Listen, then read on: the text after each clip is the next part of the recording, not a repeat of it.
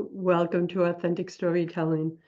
I'm your storytelling guide, a mindset elevation coach, and publisher of Aspire magazine, Linda Joy. And as you've been discovering, the Authentic Storytelling series is me bringing you empowered women who share the wisdom, lessons, and the transformation that they experienced writing their sacred soul story. And what I've discovered personally in hosting this is that every woman's soulful conversation, um, you're going to discover the lessons that will help you rewrite the stories, the narratives that maybe you've been carrying all along so that you can craft a new one. And joining me today is Tywanah Evette. And as always, I'm going to open with a beautiful quote, and then I'll introduce her and we'll dive into this sacred conversation. So in the book Divine Synchronicity, Women's Stories of Magic, Miracles, and Manifesting, her story is called Kintsugi, a goddess in the making. And this quote is from that story. Like the Kintsugi, in your brokenness, the cracks are filled with gold, making you beautiful, stronger, and more valuable than ever. Just speaks to my heart, girl. So allow me to introduce Tywanah. Tywanah is an intuitive healer and psychic with 35 years of business experience, has transitioned into a deeper spiritual realm. She has guided entrepreneurs and even White House appointees, blending intuition and empathy, which are her sacred gifts, to navigate professional and personal challenges. She embraces this new chapter as a soulful evolution. Guided by her mother, Lorraine, Tywanah offers intuitive healing, psychic insight, mentorship, and spiritual wisdom. She aims to create harmony between material and spiritual realms for personal growth. All her show details and contact info are below, but you can visit her at blackbutterflygoddess.com. Hey, beautiful. Hello, gorgeous. Thank you so much for that beautiful introduction. That quote really speaks to me because how many times have we been broken in life and we feel that that we'll never be whole, right? And when I read that quote in your story, I know that we have the power to be whole. So I just wanted to share how much that spoke to me and your story spoke to me. So we're gonna dive in a little bit. When you wrote your story, right? And again, I'm going to say the name because it just gives me soul bumps. Kintsugi, a goddess in the making. Yes. What do you feel is the key theme, lesson, or piece of wisdom that was woven throughout your story? Resilience. And you can rebuild yourself at any time or any stage in life. All you need is the willpower and the support of your spirit team. It's a great reminder too, because like you, like me, like every woman listening here, we have these experiences in our life. Many times experiences we didn't ask for, experiences Yes. we didn't expect, experiences that get us doubting either our worth or our ability to overcome. Yes. And what I read in your story, just the energy, the message, the theme is exactly what you said, is we are more resilient than we know, Yes. but we need to either be reminded of it or have a process where we can connect with our source Yes. in a wisdom. So Yes. share about that, about resilience and how it's really transformed you to become a goddess in the making. I had to tap into source. I didn't really have anyone. When I went through my awakening, I had to tap directly into source and trust that source had me, because there was nothing left to believe in. There was no one, I wasn't doing it for my children. I wasn't doing it for anything or anyone but me. And I had to find, it was one day I sat down and I had to find a platform name something good about yourself. And it took me hours and hours because I didn't believe there was anything good in me. So my foundation started with, I'm a kind and generous person. Yes, you are. And then I built upon that to get to where I am today. And it wasn't easy, but my spirit team carried me through my awakening. It was beautiful. And I know, just as you were sharing that, that lack of belief in ourselves and our value, it really resonated on a soul level because my background. So Yes. on a deep level, I can understand that feeling of where do I start? Something else that you said resonated, and I knew it will resonate for so many women. We often do everything for everyone else as women. Yes. And we forget and lose and become disconnected from ourselves, our inner wisdom, our sacred gifts. And we feel, well, I'll speak for myself. There was a time 30, 40 years ago, I felt like it wasn't my life. Like I was a Right. character and somebody else was moving Yes. chess pieces. So when Yes. you said you came to a point where you realized you couldn't be doing it for others, you actually had to turn everything you give others into yourself. Ooh, that resonates. And so many Yes. women I speak to, that's a struggle. And I love how you beautifully said, I didn't know where to start on finding the good in me because, as I said, we become disconnected when we're so focused on others. Yes. And you started just that one little thread, right? Yes. And I want everyone to hear that because just because you are feeling disconnected, less than, etc., it is not your truth. No. And when you read Tywanah's story, Kintsugi, A Goddess in the Making, as well as the other stories in the book, you're going to see that what you're feeling is not your truth. It may be the truth in the moment because it's an emotion, but those false narratives and stories that keep you feeling less than, they're not. You just pick those things up along the way. And I love how you said you started that as the foundation and then Yes. kept building. And I've known you for a few years. I've watched your journey. I've watched your transformation. Yes. I've witnessed it as a friend and a colleague. And I think that's a really important message for women to walk away with right here. Even if you're down here, just Mhm. start. Just start. And then you build on those baby steps. Yes. Yes. You have to. You have to build on those those things that you think are small. Really, they're not. We just don't give ourselves credit. Like that was a big spiritual step that you took to say, I'm going to find something good within myself. Yes. And a lot of times I think our mind gets involved and is like, did. But Yes. from what I heard and received from what you shared is your spirit team. I call mine my divine support team, source, God, ladies, whatever Yes. is your source of love, you can fill that in. Yes. You knew in those moments of weakness, in those moments of fear, unknown, that you had a divine support team. That's what's Yes. beautiful. Like you had Yes. that connection that you called in to help you navigate the uncomfortable and the unknown aspects of your life. I did. I did. And Um, it's beautiful and I know you believe this too, is we all have that access. yes, we do. Yes, we do. And I know a big part of your message is helping women reconnect out Yes. of themselves and the work that you do and the beautiful offerings you make. And that's so important.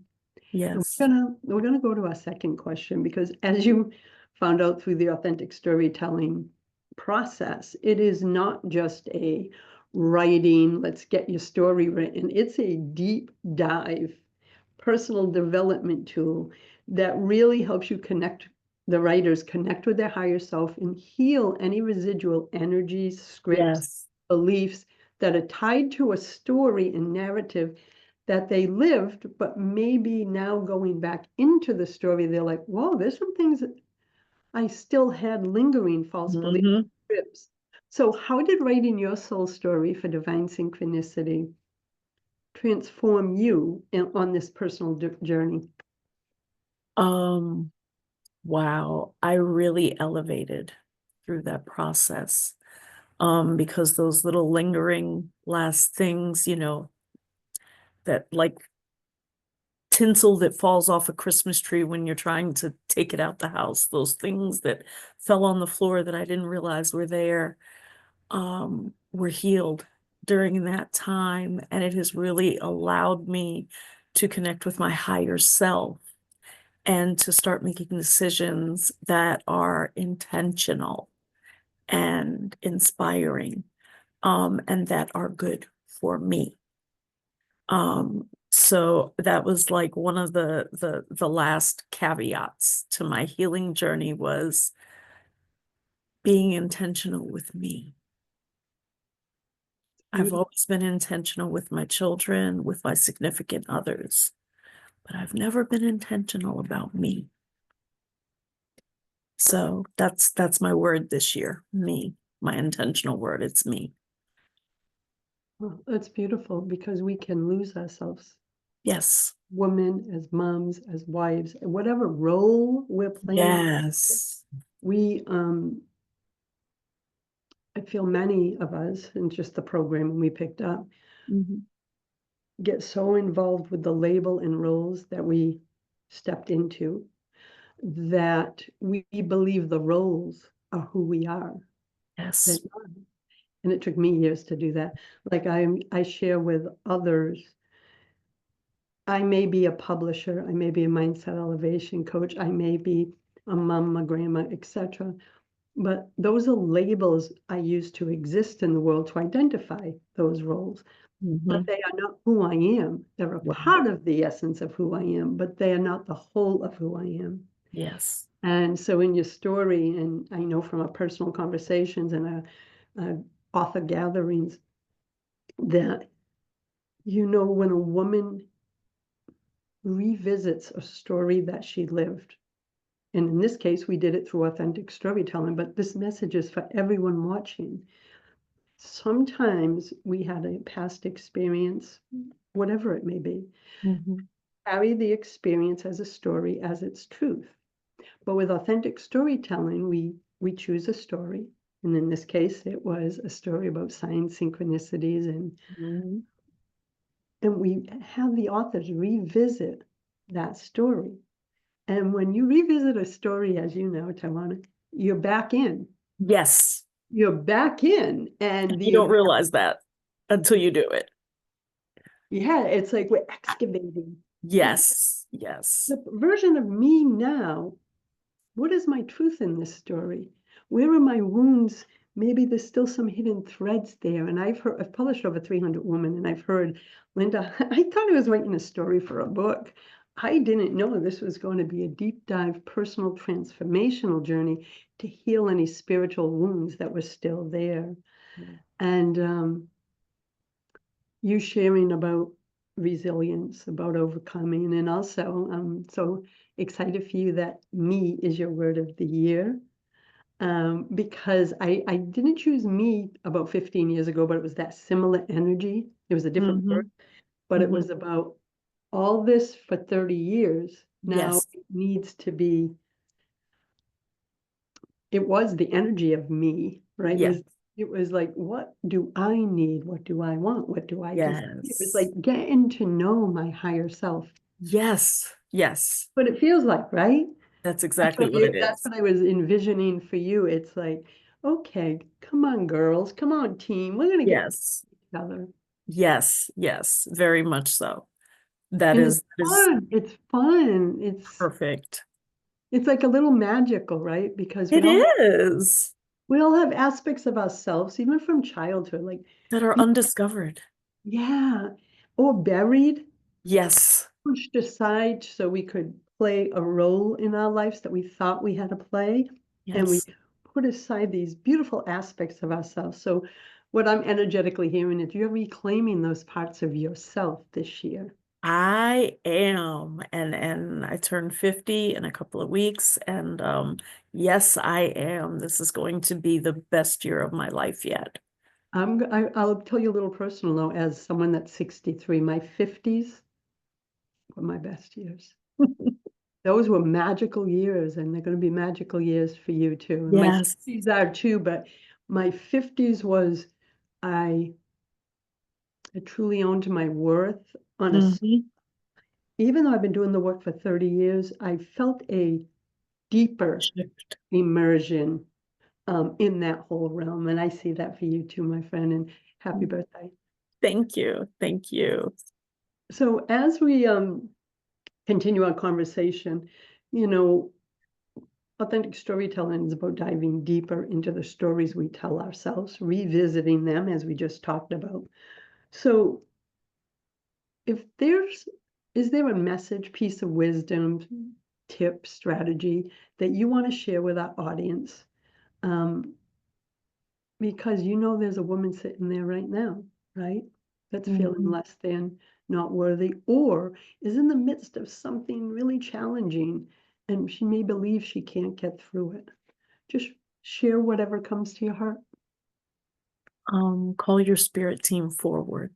They are there, but all the time. They've been there your whole life, but you have to ask them to come forward before that relationship really begins.